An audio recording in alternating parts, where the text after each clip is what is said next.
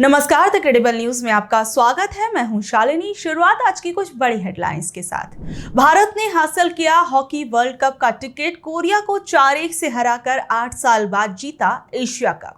कांग्रेस के अध्यक्ष मल्लिकार्जुन खड़गे ने कहा, क्या चुनाव आयोग अब भाजपा का बैंक ऑफिस बन गया।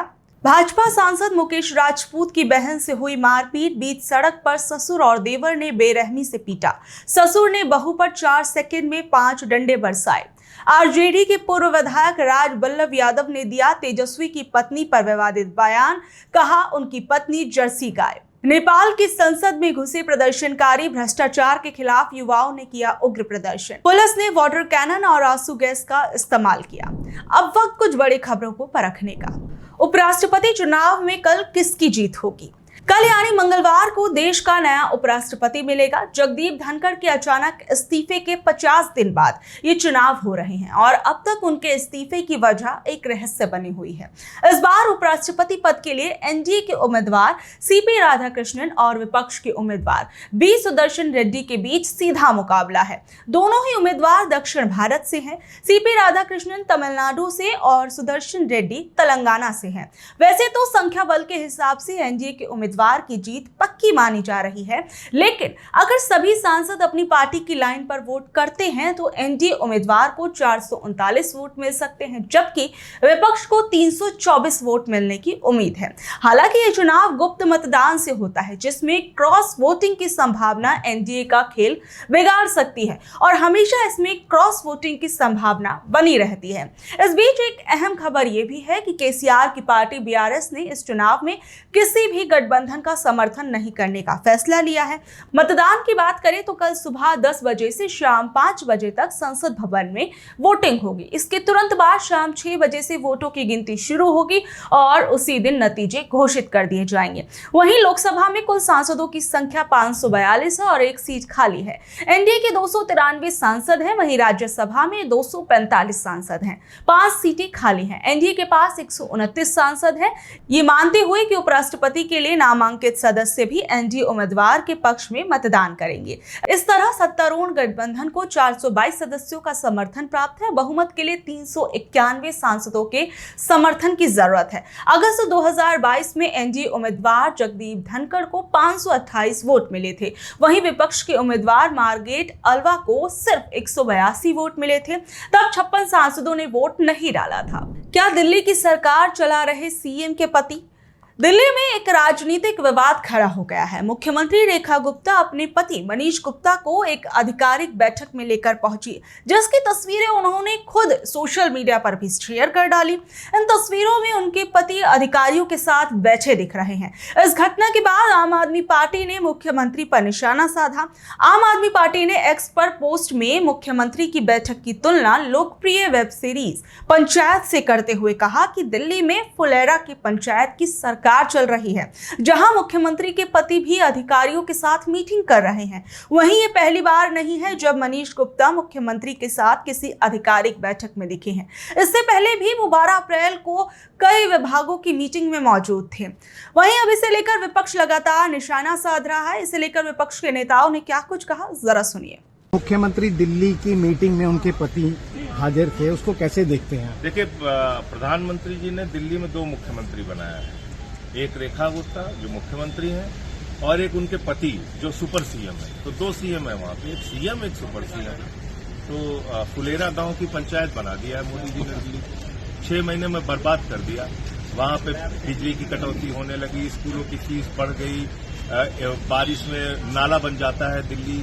आज ये हालत कर दी है। वहाँ मोहल्ला क्लिनिक बंद हो रहे हैं। तो ये लोग बर्बाद करने के लिए आए। इसलिए देश के मतदाता वर्ग को भी सोचना चाहिए कि आप ऐसे लोगों को अगर वोट देंगे, ये नफरत फैला सकते हैं, आपको बर्बादी दे सकते हैं, महंगाई दे सकते हैं, या आपका भला नहीं कर सकते। कि क्या रेखा गुप्ता जी योग्य नहीं है कि वो मुख्यमंत्री का काम स्वयं स्वायत्त तौर पे इंडिपेंडेंटली कर सकें। क्या भारतीय जनता पार्टी के अंदर कोई ऐसा योग्य आदमी नहीं है। जो भारतीय जनता पार्टी दुनिया की सबसे बड़ी पार्टी है, कि कोई ऐसा योग्य आदमी नहीं है जो उनके साथ काम कर सके, उनका ओएसडी बन के उनका सेक्रेटरी बन के, उनका पीएस बन के क्या पति ही सरकारी कामों के लिए नियुक्त किए जा सकते हैं? और तीसरा, भारतीय जनता पार्टी मुझे कोई एक कानून दिखा दे जहां पे ये लिखा हो कि मुख्यमंत्री की जगह उनके पति अफसरों को डायरेक्शंस और इंस्ट्रक्शंस दे सकते हैं और अफसर उनकी डायरेक्शन ले सकते हैं। कहीं पे किसी कानून में लिखा हो तो हम कह देंगे कि भाई हम गलत हैं, आप ठीक है। ये मामला सिर्फ नैतिकता का नहीं है, ये मामला कानून के उल्लंघन का है। ये पूरी तरीके से जो पूरी की पूरी चीजें हो रही हैं, जो आपको रील्स में, फोटोज में दिख रही हैं, ये पूरी की पूरी तरीके से गैर कानूनी है। नेपाल की संसद में क्यों घुसे प्रदर्शनकारी? नेपाल में 18 से 30 साल के युवा, जिन्हें आजकल जेनजी कहा जाता है, भ्रष्टाचार और सरकार की तरफ से सोशल मीडिया पर लगाए गए बैन के विरोध में सड़कों पर उतर आए हैं। ये आंदोलन आज काफी उग्र हो गया जब प्रदर्शनकारियों ने राजधानी काठमांडू में पुलिस के बैरिकेड्स तोड़ दिए और संसद भवन परिसर में घुस गए। ये नेपाल के इतिहास में पहली बार हुआ है कि संसद की सुरक्षा में इतनी बड़ी सेंध लगी हो। भीड़ ने गेट नंबर 1 और 2 पर कब्जा कर लिया और जिसके बाद पुलिस को उन्हें रोकने के लिए पानी की बौछारें और आंसू गैस का इस्तेमाल करना पड़ गया। यह स्थिति को देखते हुए संसद भवन, राष्ट्रपति और प्रधानमंत्री आवास के पास इलाकों में कर्फ्यू लगा दिया गया। युवाओं का कहना है कि सरकार ने सोशल मीडिया पर प्रतिबंध लगाकर उनकी आवाज को दबाने की कोशिश की। ये प्रतिबंध इसलिए लगाया गया क्योंकि फेसबुक, इंस्टाग्राम और यूट्यूब जैसी 26 सोशल मीडिया साइट्स ने नेपाल के संचार और सूचना प्रौद्योगिकी मंत्रालय में अपना पंजीकरण नहीं कराया था। युवा वर्ग का मानना है कि देश में फैले भ्रष्टाचार और असमानता के कारण कई पढ़े लिखे लोगों को बेहतर अवसरों के लिए विदेश जाना पड़ रहा है। काठमांडू के मेयर बालेंद्र शाह ने भी इस आंदोलन का समर्थन किया है, जबकि विदेश में रह रहे नेपाली युवा भी इस प्रदर्शन के साथ खड़े नजर आ रहे हैं। यह आंदोलन हामी नेपाल नामक समूह द्वारा आयोजित किया गया और इसका असर काठमांडू के अलावा देश के अन्य शहरों में भी देखने को मिल रहा है। क्या पाकिस्तानी पीएम ने 1965 के युद्ध को लेकर बोला झूठ? 6 सितंबर को पाकिस्तान में डिफेंस डे मनाया गया। इस मौके पर पाकिस्तान के प्रधानमंत्री शहबाज शरीफ ने 1965 के युद्ध को याद करते हुए कहा कि 60 साल पहले हमारी सेना ने जनता के साथ मिलकर दुश्मनों का हमला नाकाम कर दिया था। उन्होंने दावा किया कि पाकिस्तान एक मजबूत राष्ट्र है और अपनी रक्षा करने में वो पूरी तरह सक्षम है। हालांकि शहबाज शरीफ के इस दावे का सोशल मीडिया प्लेटफॉर्म एक्स ने तुरंत खंडन कर डाला। एक्स ने लिखा कि 1965 का भारत पाकिस्तान युद्ध असल में पाकिस्तान के लिए एक बड़ी रणनीतिक और राजनीतिक हार थी। पाकिस्तान ने कश्मीर में विद्रोह भड़काने के लिए ऑपरेशन जिब्राल्टर शुरू किया था, लेकिन भारत ने उनके इस चाल को बुरी तरह नाकाम कर दिया, जिसके बाद पाकिस्तान को अपनी रणनीति बदलनी पड़ी। शहबाज शरीफ ने अपने बयान में शांति की बात भी की, लेकिन साथ ही भारत पर उकसावे का आरोप लगाया। उन्होंने कहा कि पाकिस्तान शांति चाहता है, लेकिन भारत लगातार उकसा रहा है। उन्होंने ये भी कहा कि पाकिस्तान अपनी रक्षा क्षमताओं को लगातार मजबूत करता रहेगा और उसे पता है कि आतंकवाद और विदेशी ताकतों से कैसे निपटना है। इसके साथ उन्होंने जम्मू कश्मीर को लेकर भी बयान दिया और कहा कि वहां के लोग लंबे समय से हिंसा का सामना कर रहे हैं। उन्होंने दावा किया कि उनकी आजादी की लड़ाई को ताकत से नहीं दबाया जा सकता।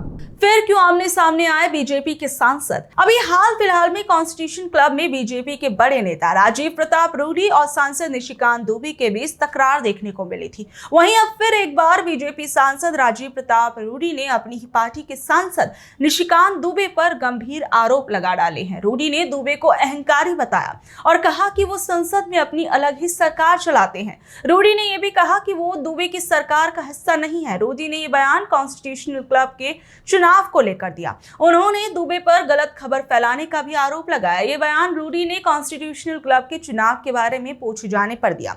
दरअसल रूडी से एक इंटरव्यू में पूछा गया कि क्या कॉन्स्टिट्यूशन क्लब के चुनाव में उन्हें सोनिया गांधी और राहुल गांधी का समर्थन मिला था।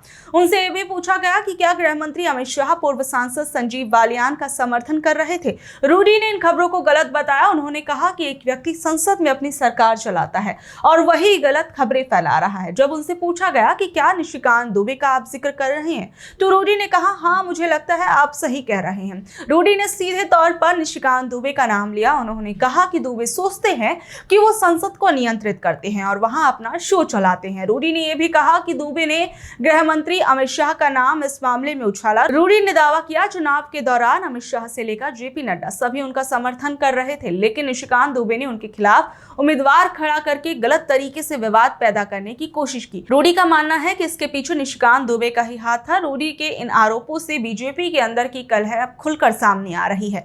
दो सांसदों के बीच इस तरह सार्वजनिक विवाद पार्टी के लिए अच्छे संकेत देता हुआ नजर नहीं आ रहा। बहरहाल अब देखा जाएगा कि ये मामला पार्टी के अंदर कहां से कहां तक जाता है। तो ये थी आज की खबरें। कल शाम 7 बजे फिर हाजिर होंगे अगली खबरों के साथ। अगर आपको आज की खबर अच्छी लगी, जानकारी भरी लगी, तो इसे अपने दोस्तों और रिश्तेदारों से शेयर कर ले। कल तक के लिए नमस्कार, शब्बा खैर, गुड नाइट।